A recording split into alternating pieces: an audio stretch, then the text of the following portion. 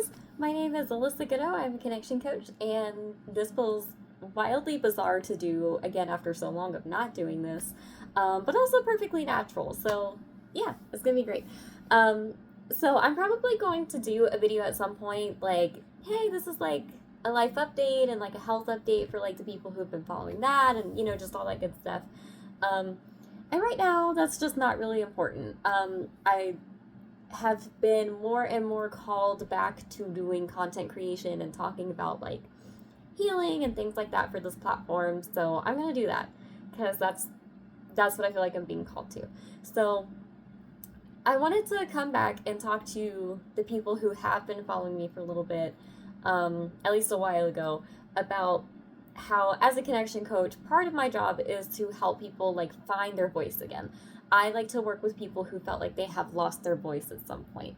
And I think this is really important because I have felt like I had lost my voice at one point. And even whenever I started doing this and like God put this on me to do as like part of my mission, I had no idea that this was like going to be such a contrast for me. I knew what he wanted me to do and I knew where he wanted me to go, and like I had ideas about how to make that happen. I just had no idea how different I would be by the end of the process.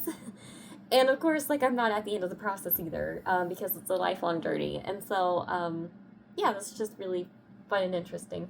Um, all that being said, I used to talk a lot about how, like Enneagram tests and MBTI tests and, just like all kinds of different stuff can really give you a clue into the direction that you're going as far as what your identity from God is. For people who like have listened to me and followed my content to some extent, I have talked about the people who felt like they lost their voice. I felt like I lost my voice and I didn't know how to get it back. I didn't know what it meant to find my voice. I had no idea what I sounded like because I was too busy mimicking the other voices around me, so to speak. And so now I want to kind of come back to the more important parts after that. Because, yeah, that's really important and it has value in some way, shape, or form. And I think it's a good stepping stone into certain aspects. And all that being said, it's not like the real work that needs to be done. Because what's going on with that of the whole I don't know what I sound like anymore thing, I lost my voice, I don't know what my voice sounds like, that's an identity problem. That's all of this work is identity work that needs to be done. And so I want to kind of offer something from the scope that has been put on me to work through. And so whenever I was going through this work of doing like figuring out who I was again, I, like it's a very standard process. You look up something like a values list and, you do other techniques like CBT and things like that I've talked about before, and they all help. I want to focus in on the values piece right now because I think that's such a huge important part that doesn't get connected with being a believer often.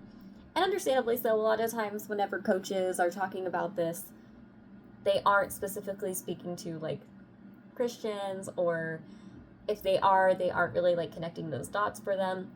And like professionals have to walk a line with that, right? Like it's just the whole complication. I don't really care. So this is what I'm supposed to be doing. So if you go through and you look at a values list, you can find all sorts of amazing qualities. Some are going to resonate with you more than others. And so what I would offer to do is go through a values list of at least 50 values. Go through and circle all of the ones that feel like they ring true for you. And then go back through it and get it down to 10. And then go back through again and get it down to 5. And then if you can, get it down to like 3. The more that you can get succinct with it, the more that you can start to go, okay, these are like some guiding principles that I have. And it's great and it's beautiful. Now, once you have that, I want you to go through and look at all the parts of Scripture in which we see our Creator either acting in those values or what we might interpret as aligning with those values. Because this is the thing. I'll use myself as an example. Some of my biggest values are family, honesty, authenticity, belonging, community. Like, these are some big things for me. And so what that might look like is me going through Scripture and going like, okay, well, God told us to go forth and multiply. And that might be a combination of family and community. In a different area, we're told to give, what is it? I keep wanting to say honest witness, but that's not what I'm looking for. But anyhow, you go through Scripture and you go like, oh, this is an instance in which this value was given. And so you start to kind of see how you and your Creator are aligning and how your Creator has made you to be an image of Him. You start to kind of see those two things coming together again. And it's okay. Like, one person might look at one thing that God has said or done and go, I get this value. And then somebody else will look at the same thing and go, well, I get this value out of that. And that's okay. We are not necessarily meant to be every single quality that He is, because He's very wide and very diverse and in the best possible way. And we are all meant to reflect Him in different ways. And that's what makes us great, and that's why we need one another in a community. Or at least in my opinion, for whatever that's worth. And so that can be a really good start to kind of get you into a direction. And once you get there, that's whenever you can start building upon other things. But I think that's a lot of the work right there. So once you kind of get an idea of like, oh, this is like how I see my Creator in Scripture being these things, and this is what I resonate with, also go back and look at your daily life.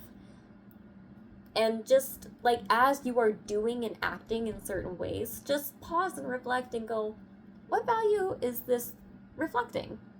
And sometimes you might notice that the list that you have written down from is different than the one that you come up with whenever you're just sitting and reflecting on life. Like, those two things sometimes look different, and that's okay. And that just is more information for you. You might go, oh, well, I thought it was this, and instead it's these things. And that's totally fine. It might be that it's all of them because we're really complex humans. Or it might be that they, different values go hand in hand, and so the lines are a little blurry. That's okay. This is all information. There is no wrong way to be who you are. I think the best way that we can embrace who God has created us to be is by choosing to go, okay, you have created me with this purpose. And for people who, like me, who keep the Torah, we believe that we are supposed to keep His laws, and we do that because we love Him. Okay, so as long as you are acting within, those parameters, and you are moving in these different values, just do that in the best possible way. That's it. That's all you have to do. There's no, it sounds simple, and it is simple. It is challenging though, and that's okay. It's just that easy. There's no overcomplicating it. There's no secret magic trick or, some secret knowledge that people know about that you don't. It's just that, okay, this is who He is. This is who I am. And once you start to kind of notice those things more and more, it'll just kind of come naturally. Now, the more trauma that you have, this is the caveat, the more trauma that you have, probably the more people-pleasing that you will reflect. And the more complicated it's going to be to pull apart the enmeshments that you might have with the people around you. And if this is the case, because it likely will be for at least some of you, that's okay. The first step is just noticing when it happens. And then the second step will be, okay, that's what they want. What do I really want? Even if you never act on it, you might not be brave enough to go, okay, I hear what you want. This is what I want, and this is what I'm going to do, because this is what I want. Because that can be very scary. It can feel selfish. It can feel like you can feel a lot of resistance and pushback to it. That's okay. These are the beginning steps. All you have to do is go, I noticed that. I noticed what I wanted versus what they wanted. And I'm not going to do anything about it. I'm just going to keep giving them what they want. Okay? If that's what you want to do, that's where we're at. And that's okay. There's no pressure to do anything different until you feel like you're ready to do that. And this is the beginning steps of that. So, anyway, many blessings. I'm so excited to be back. And I'm so excited that I get to do this for fun. Like, I mean, God told me to do it. So it's more than just fun. But, I don't know. Anyway.